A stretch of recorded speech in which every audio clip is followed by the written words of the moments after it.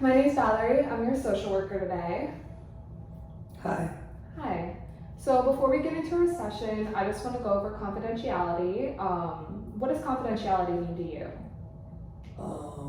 Everything's gonna stay here.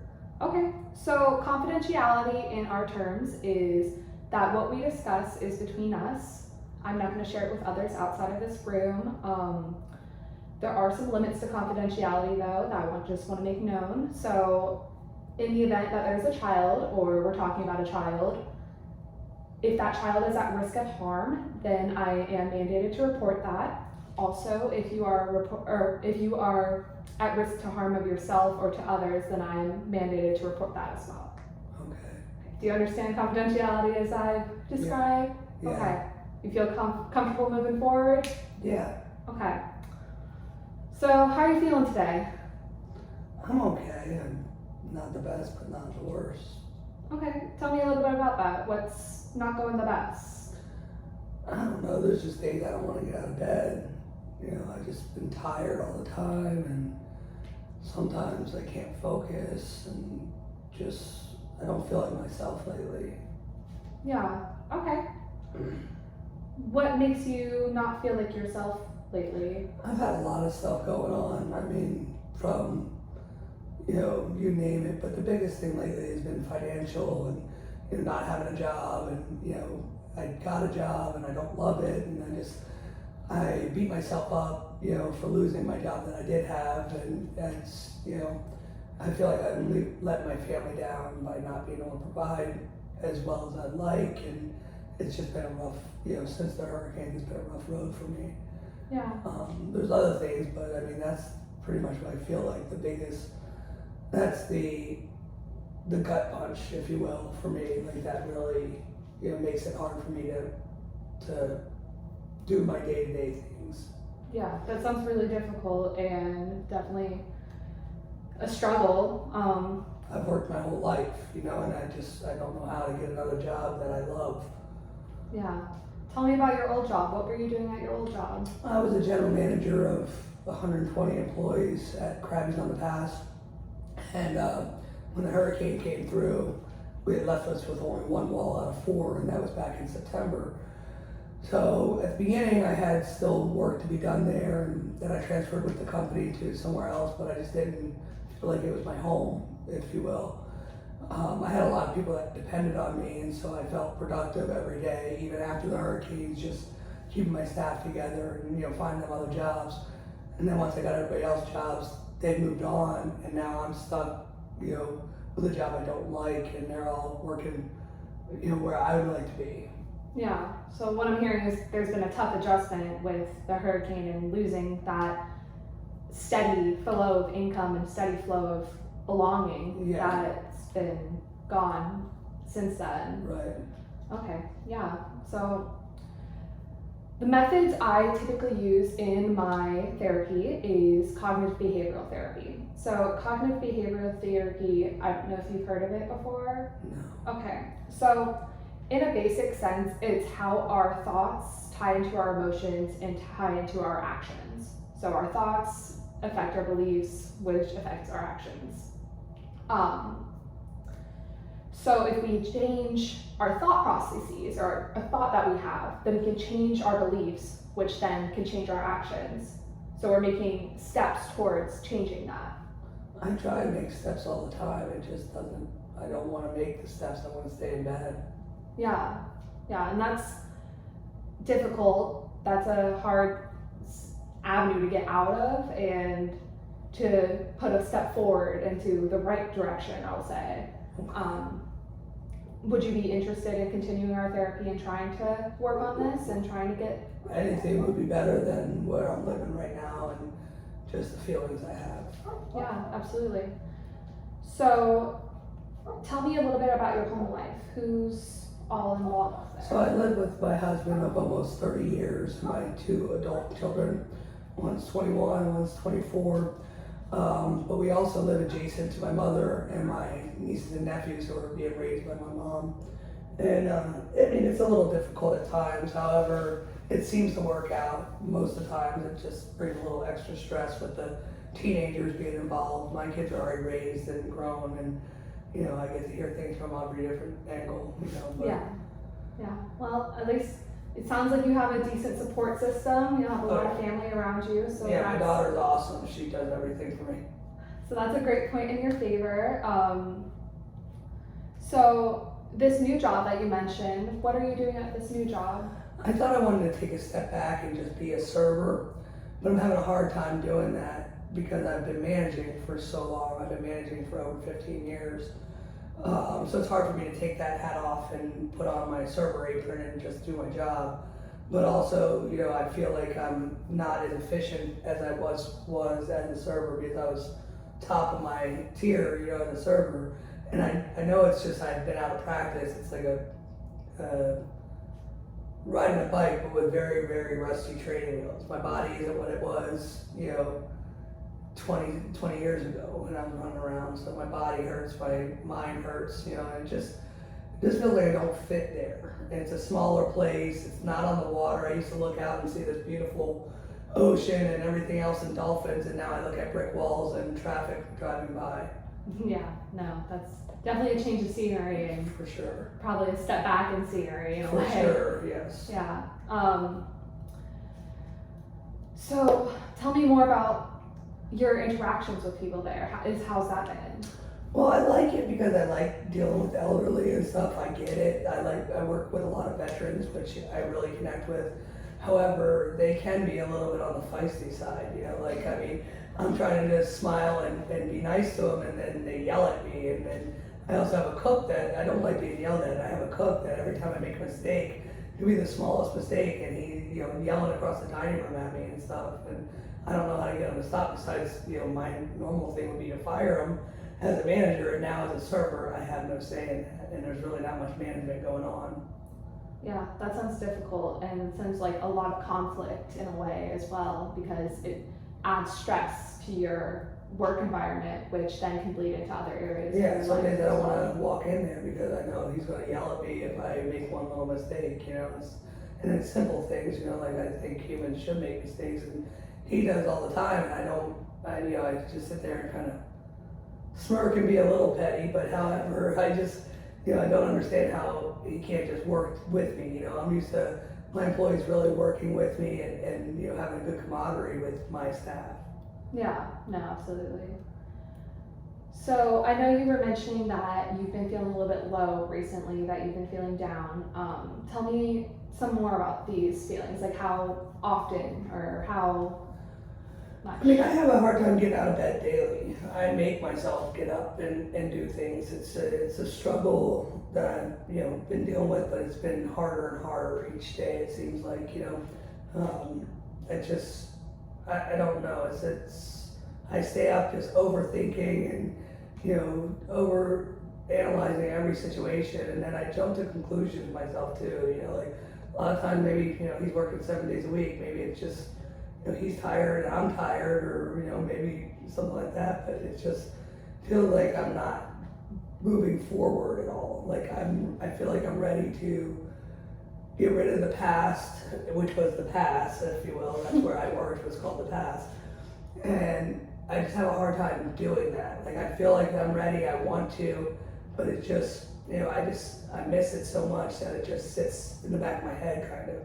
Yeah. So everything I do there is how much better it would have been, and how much easier it should be, how much more I liked it, so it's very negative, my thoughts on my new position, and I don't know if it's the position itself or just the place I'm working or what. I don't have as much support from my staff there. They don't know me to be the one that's there to help everyone out, and that's what I like to do, is swoop in and help everybody out, and it just doesn't happen there. It feels like I'm almost a burden, if you will. Yeah, no, that sounds difficult, and that also ties in a little bit into that cognitive behavioral therapy, because in our talk, I've noticed that you often correct yourself in some of your thoughts. You're like, maybe he is having a bad week because he works 7 days a week. So that's part of cognitive behavioral therapy, is that side thought, like, oh, maybe it's not just me, or me doing something, maybe something's going on in his life. So that cognition, not changing that thought processes, is something you're already doing. So That's worth a shot. Yeah, it's worth a shot. So I'm gonna pull up my papers real quick. I'm just gonna do a quick assessment real quick. So this is called the PHQ-9. It's a patient health questionnaire. It's 9 questions, so not anything crazy. So it's gonna be on a scale of 0 to 3, 0 being not at all, 1 several days, 2 more than half the days, and 3 nearly every day. So it's over a period of 2 weeks that we're measuring this. So more than half the days would be 7 days. Right. Perfect. So over the last 2 weeks, how often have you been bothered by any of the following problems? Little interest or pleasure in doing things? Probably a 3 on that one. 3. Over the last 2 weeks, how often have you been bothered by any of the following problems? Feeling down, depressed, or hopeless? I would say more than half the days, so like 2. Over the last 2 weeks, how often have you been bothered by any of the following problems? Trouble falling or staying asleep or sleeping too much? That's going to be a 3. 4. Feeling tired or having little energy? All the time. 5. Poor appetite or overeating? I'm going to say about half the days. Some days I eat and then some days I don't. 6. Feeling bad about yourself or that you were a failure or you have let yourself or your family down? I mean, I don't feel like a total letdown, so we're going to go with half the days, like 2. Trouble concentrating on things such as reading the newspaper or watching television? I'll go with a 1 on that. It doesn't seem that hard for me. Moving or speaking so slowly that other people could have noticed, or the opposite, being so fidgety or restless that you have been moving around a lot more than usual? I don't think that's one of my symptoms. I don't. And then the final question, thoughts that you would be better off dead or hurting yourself in some way? 0 on that. I feel good. My body and my mind just won't stop. Yeah. So I'm just going to tally these up real quick.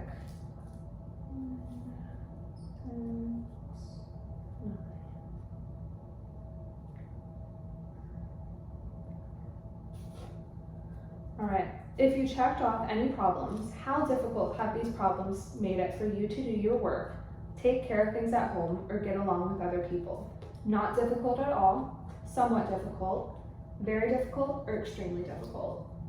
I'm going to probably go with very difficult on that one, just because my coworkers and getting along with them. Home, it's not so bad. It's just more in the work-life environment. Gotcha. Okay. So, cognitive behavioral therapy. So, some interventions that we do in this is one is reframing, which I want to introduce you to. The other is that I want to introduce you to this session is journaling and mindful meditation. So 3 total, but journaling and mindful meditation, those are going to be like your homework. Cognitive behavioral therapy. I'm not good at homework. Cognitive behavioral therapy, it's always small homework. So it's nothing like crazy or super time consuming. It's just to try to get you doing some of these things like out in your daily life outside of our sessions. Okay. So with reframing, I drew a little chart on this journal, which you can take home and use as your own journal to reassess these and see how you are with them. So on one side, I have unproductive thoughts, and then in the other, we have replacement thoughts. So we're gonna come up with some of your unproductive thoughts that you feel like you've had that have affected you, that have affected your mood, just affected your daily functioning. And then we're gonna come up with some replacement thoughts or replacement mindsets that we can have about that. Would you feel more comfortable with yourself writing or me writing? Probably you. I can't read that in your writing. No, that's absolutely understood. That's perfect. Okay, so what is some unproductive thoughts that you feel like you've had recently? I know from our conversation, I heard that you feel like a failure at work. Yeah, work in general is failure to provide financially. I mean, I'm not saying we can't eat, but we're, used to a little bit more of a lavish lifestyle. I had a pretty good paycheck coming in before. Just thoughts that I wish I could replace the chef. I don't know how to do that, but I don't know how to even put that into words. Like Maybe like changing practices at work, or maybe working better with other people, or like problems with working with others. so Like I don't want to say what I want to do, but yeah, struggling with taking a step back possibly. that's a good one, probably. Okay. What else has been causing you some distress or any feelings of being low? I put on a lot of weight. I think that's from not sleeping, but I not getting the right sleep and the right probably nutrition too. But I just I'm always tired, but I also like I don't want to get up and do anything because it's not me. I never really needed to work out to lose weight and stuff like that. But lately I put on probably 30 pounds in the last 3 months, Yeah. and that's from overeating.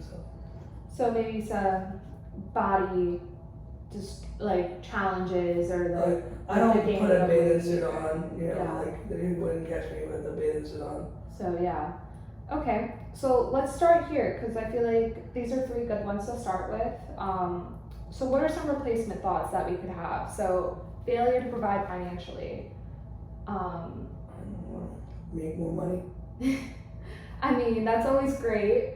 Like what are some steps that we could take to do that?